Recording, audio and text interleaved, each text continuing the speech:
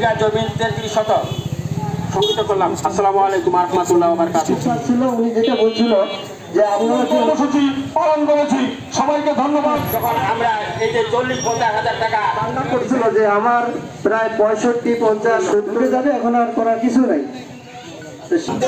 মানতে হবে, মানতে হবে। আজকে এই মানববন্ধনে দেখা যাচ্ছে যে অনেক পার্টি পিছিয়ে আছে, কেউ উদ্যোগ নিয়ে আগায় আসতেছে না। হয়তো বা অনেকে মনে করতেছে যে এটা করলে অনেকের লস। এর আগে পূর্ব একটা মানববন্ধন ছিল, সেটা হলো আমরা ডিসি অফিসে গেছিলাম।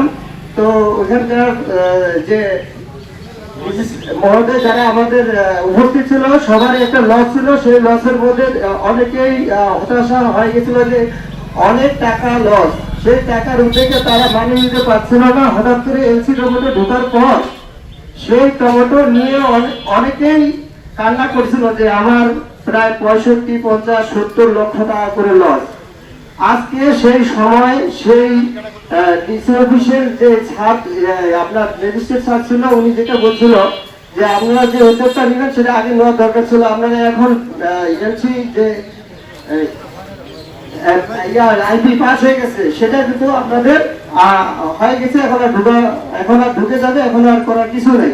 সেই লক্ষ্যে কিন্তু যারা এখানে পার্টি আছে বা কৃষক আছে, কৃষক যদি টাকা পায় আগামী বছর আবার কিন্তু এই টমেটো করার আগ্রহ বাড়ে যাবে, এবং পার্টি যদি টাকা পায় তারাও কিন্তু এই টমেটো এখানে পঞ্চগড়ে কেনার জন্য আগ্রহ পাবে। তো সেই ক্ষেত্রে আমি বলতে যাচ্ছি যে যারা পার্টি আছেন, কৃষক আছেন, অনেক এই যে মাইকিং করা হয়েছিল, 2 দিন থেকে মাইকিং চলতেছে যে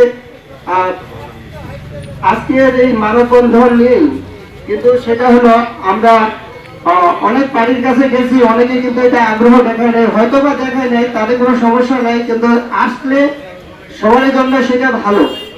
5 বিঘা জমিতে প্রায় আমার 2.5 লক্ষ টাকা খরচ হয়ে গেছে।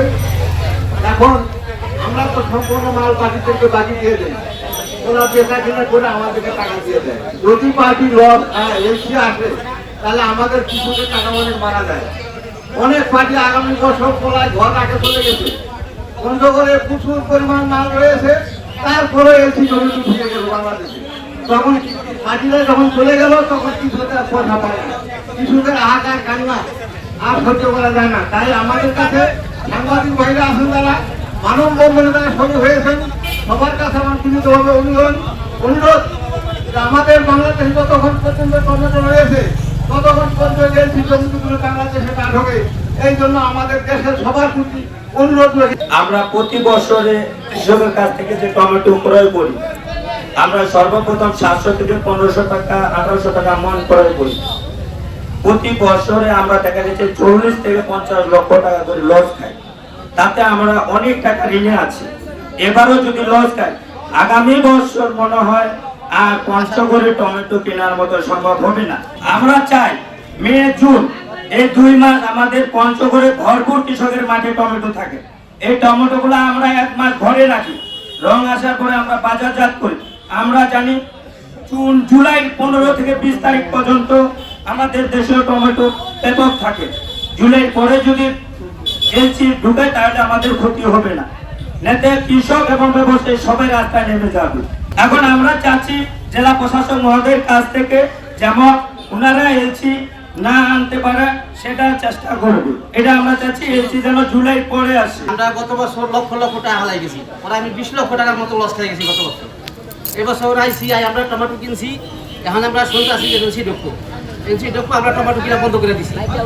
অনেক কৃষকরাই আমাকে টমেটো কিনতে কয়, আমরা সাহস পাই না কিনতে নিকা টমেটো, আমরা সাহস পাই না আমরা টমেটো কিনবো, কারণ আমরা শুনতে আসি যে এলসি ঢুকাই দিব। এদের আগে এলসি যদি ঢুকে তাহলে আমাকে এবছর সালাম সুদা সব ফলাই দিয়ে দিব। এর থেকে আমরা টমেটো কিনা বন্ধ করে দিছি। কিন্তু আমাকে একটা দাবি জানি, এনসিটা আমাকে টমেটো থাকতে তাহলে আমাকে এনসিটা না ঢোকে।